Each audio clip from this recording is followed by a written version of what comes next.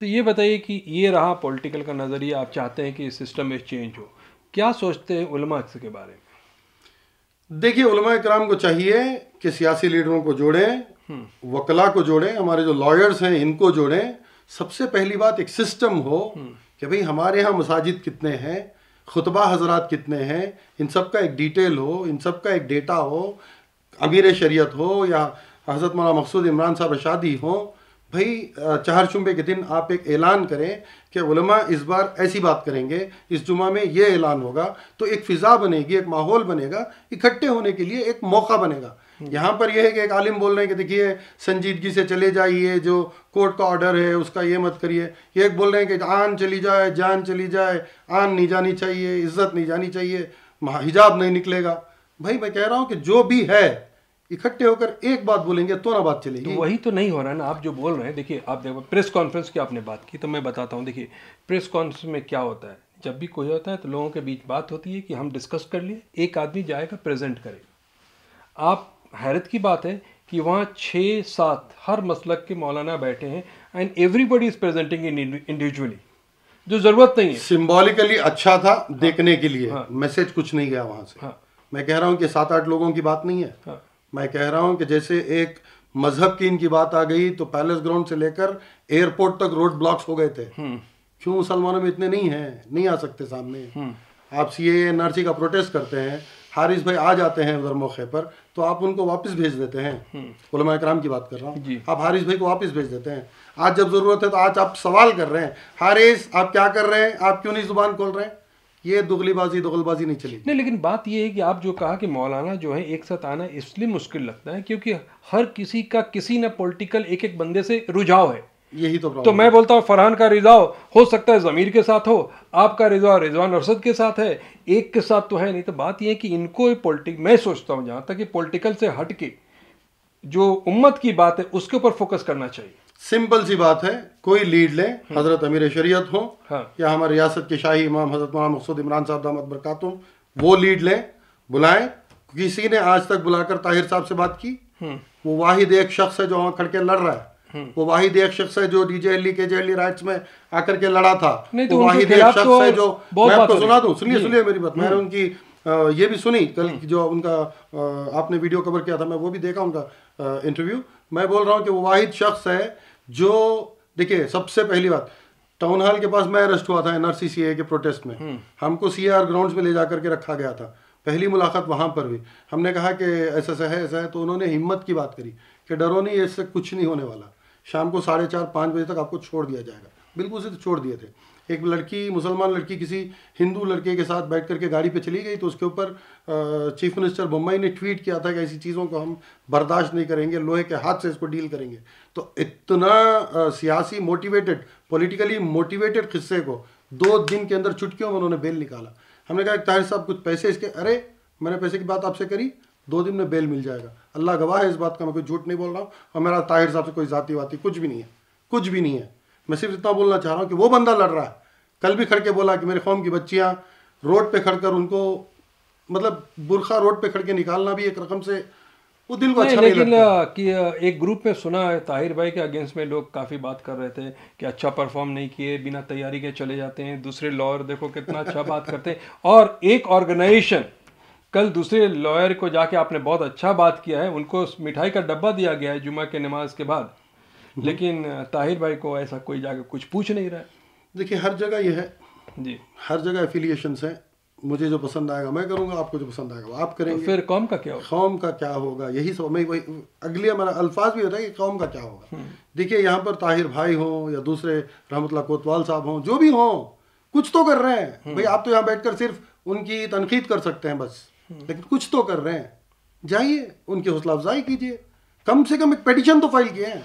आपने क्या किया? तो फाइनली ये बताइए एक लाइन में कि उलमा लोग को इस पॉइंट ऑफ टाइम में क्या करना चाहिए? उलमा लोग को चाहिए कि वकील हजरात को बुलाएं, सियासी लीडरों को वार्निंग दे, आ गए तो ठीक, नहीं तो हमको पता है क्या करना है। लोग आज भी पॉलिटिशियंस की नहीं सुनते, उलमा इकराम की सुनते हैं। जुम्मा के बयान में जो बोला जाता है आज भी सुनते हैं। लेकिन वहाँ लड़ाई हो जाएगी ना कि मुझको ज़मीर साहब को सपोर्ट करना है, आपको जिसको सपोर्ट करना है सपोर्ट करिए। आप जिसको वोट करना है वोट करिए, वो आपका हक है। रिप्रेजेंटेशन ऑफ पीपल्स एक्ट 125, आपको जो करना है आप करिए। मजहब का मामला है, आपको जामिया मस्जिद में बुलाया जा रहा है, यहाँ पर आप आके कांग्रेस का पट्टा पहन के अल्लाह पर नहीं बोल रहे, आप टोपी पहन रहे, वजू बना रहे, नमाज पढ़ रहे हैं, बस इस बात के ऊपर वाहिद कलमे के ऊपर जमिए। यहाँ पर एक फैसला लीजिए कि हमारी बच्चियाँ कल से स्कूल नहीं जाएंगी। 1वीं तारीख से लेकर के आप मेडिकल कॉलेज तक भी बच्चियाँ नहीं जाएंगी। देखिए 2 चीज़ें यहाँ हैं, एक क्या है कि कोर्ट का ऑर्डर है, आपको मानना ही पड़ेगा। कोर्ट के ऑर्डर के खिलाफ कोई नहीं बात चलती इस देश में, तो कोर्ट का ऑर्डर आपको मानना पड़ेगा, या फिर आपको अपना निकाब हिजाब निकालना पड़ेगा। 2 भी आप नहीं कर सकती, आप रोड पे जाके कर रही हैं, चिल्ला रही हैं, मीडिया के सामने आ रही हैं, कुछ फायदा नहीं है। तो एक फैसला लिया जाए, क्या हमारी बच्चियां जाएंगी, नहीं जाएंगी, क्या करेंगे, आगे की कार्रवाई क्या होगी। अभी भी आपने कहा कि ठीक तरह से पेश नहीं कर रहे हैं ताहिर साहब, तो दूसरा कौन लॉयर है जो पेश करेगा? उसके बारे में किसने सोचा? तो आज भी बैठ के रोते रहेंगे तो कल जाकर के आपको हारना पड़ेगा। तो जीतने के लिए क्या करना चाहिए? छोटी सी एक बात बोलता हूँ फरहान भाई, माफ करना मैं वक्त ज्यादा ले रहा हूँ, छोटी सी एक बात बोलता हूँ। मामला कहीं कोने में गांव में शुरू हुआ, इन लोगों की तैयारी देखिए, वो जिस तरीके से ये लोग आधी रात को बैठते हैं, एक मीटिंग करते हैं, फटाफट सूरत से लाखों की तादाद में, लाखों की इसमें जाफरानी शॉल्स आ जाते हैं, एकदम से बट जाते हैं, चारों तरफ फैल जाते हैं, पूरे कर्नाटक में बैक वक्त केसरी वर्सेस हिजाब हो जाता है। यहाँ तो मामला था कि हिजाब होना चाहिए नहीं होना चाहिए, बस बात सिंपल थी, वो कोर्ट गए थे, लेकिन अचानक से केसरी वर्सेस हिजाब। अब ये जो मामला जो हिजाब का चला है, इसके पूरे क्लिप आपको यहाँ जितना सर्कुलेट है उससे कहीं ज्यादा यूपी इलेक्शन में यूज हुआ। यस, ये लोगों को समझ में नहीं आया। देखिए कहीं ना कहीं ये लोग आपको हमेशा ये हैबिचुअल ऑफेंडर्स हैं, बीजेपी, आरएसएस, बजरंग दल, ये जितने भी हैं, वीएचपी, ये सब लोग हैबिचुअल ऑफेंडर्स हैं। इन लोगों के यहाँ एक थिंक टैंक है जो बैठती है, मौजू को उठाती है कि भाई इस पे छोटी सी चीज को बढ़ावा देकर उसको आग लगाई दी जाती है कि ये भड़के, अगर कोई भड़क गई तो भड़क गई, नहीं भड़की। ट्रिपल तलाक, मुसलमान लड़कियां गई मोदी के पास, मोदी जैसे हमारे साथ हो रहा तो मोदी उनको इंसाफ दिला दिया। वो इंसाफ था नहीं था ये बात अलग है, ये डिबेट ही अलग है। मैं कहना क्या चाह रहा हूँ कि मस्जिद के ऊपर पुलिस वालों को चढ़ाया गया, मीनार के ऊपर, ताकि एक मुसलमान कोई पत्थर मार के उसको गिरा दे, या फिर पुलिस वाले पे हाथ उठा दे, या फिर कुछ एक दंगा शुरू हो जाए तो वहीं से आग लगा दी जाए। इससे पहले ये हुआ कि 2 लड़के बागलकोट के ट्यूशन को टोपी पहनकर चले गए और उनको पकड़ के पीटा गया, मारा गया। अब जब उनको पुलिस स्टेशन ले लिया गया तो हमारे ही लड़कों को पुलिस स्टेशन ले जाता है, और जिस लड़कों ने मारा था उन लड़कों को उनका एमएलए आके हाथ पकड़ के बाहर बुला के लेके जा रहा है, तो वहां से भी सिलक सकता था। इससे पहले लव जिहाद पर, रिलीजियस कन्वर्शन बिल पर, बीफ बैन पर, टिपू जयंती पर, बार बार श्रीरंगपट्टन की मस्जिद पर, आप कोलार का इशू उठा लीजिए, मंगलूर का इशू उठा लीजिए, टुमकुर का इशू उठाइए, हर जगह पर आपसे एक लिटमस टेस्ट किया जा रहा है। आगे चलकर क्या होने वाला है, इसके लिए आपकी तैयारी क्या है, आपकी सोच क्या है, आपका इकट्ठा होना कब होगा। नहीं, ये बता रहा कि आपने जो कहा कि उलमा बुलाएं और बात करें, तो क्या इतने सारे जो ऑर्गेनाइजेशन हैं जो सोशल वर्क का काम करते हैं और जो इनके ट्रस्ट हैं, क्या इसमें से कोई इनिशिएटिव नहीं ले सकता है कि अगर चलो मौलाना को बैठाए, बोले कि आपका रोल ये है और आप इनको बुलाइए, ऐसा भी इनिशिएटिव देखा नहीं जा रहा? देखिए रियासत के बड़े अगर उलमा इकराम का, बड़े उलमा इकराम जिनका वक़ार ऊंचा है, उंगलियों पर गिना जा सकता है, 8 से 10 मिल जाएंगे आपको। बड़े लीडर्स की बात किया जाए तो 7 एमएलए और 1 फीमेल एमएलए, 8 इनको आप ला ले सकते हैं। बड़े ऑर्गेनाइजेशन जैसे वसी मिशन है, बहुत सारे हैं, तो इन लोगों को भी जमाया जाए तो 8 से 10 हैं। ये कोर बड़ी एक कोर सेक्ट को आप ऊपर बिठा लीजिए, सामने आप ओपन कर दीजिए, जिस किसी को आना है आइए, सिर्फ माइक लगाकर स्पीच देकर लोगों का वक्त बर्बाद करके ना भेजिए। जितने लोग मिलेंगे वकील हजरात को भी बिठाइए। ये तो 20 साल से ऐसे मीटिंग हो रहे हैं, देखिए, और बिरयानी खिला के आप भेज देते हैं, तो आप जो बात बोल रहे हैं ये होने वाला नहीं है। और इसमें भी जैसे आपने कहा कि पॉलिटिकल सेटअप चेंज होना चाहिए, तो क्या मैं क्वेश्चन को पूछ रहा हूँ, आज़ादी की लड़ाई 1942 में शुरू होकर 47 में ख़त्म नहीं हुई थी। हज़रत टिप्पू सुल्तान 300 साल पहले शुरू किए थे। Try try try try, one day you will succeed. अब ऐसे नहीं हो सकता, देखिए इसके बारे में ऐसे नहीं हो सकता। कितना दिन, कितना 100 साल और इतना इंतजार? ये जिस दिन अल्लाह ने तय किया है उस दिन यकीनन हम लोग मिल जाएंगे, तो एक दिन तो मिलना ही है। तो और बर्बादी लिखा है। देखिए ये सब पेशन गोही है जी, ये सब पेशन गोही है। आज बताइए हमारे जो युवा हैं, हमारे जो यूथ हैं, हमारे जो नौजवान हैं, कहाँ हैं? सोते किस वक्त पर है, उठते किस वक्त पर है, और इस कौम का क्या होगा। तो ये बताइए कि जो ऑर्गेनाइजेशन इस टाइप का सोशल वर्क करता है उनकी इस वक्त क्या रिस्पॉन्सिबिलिटी होना चाहिए?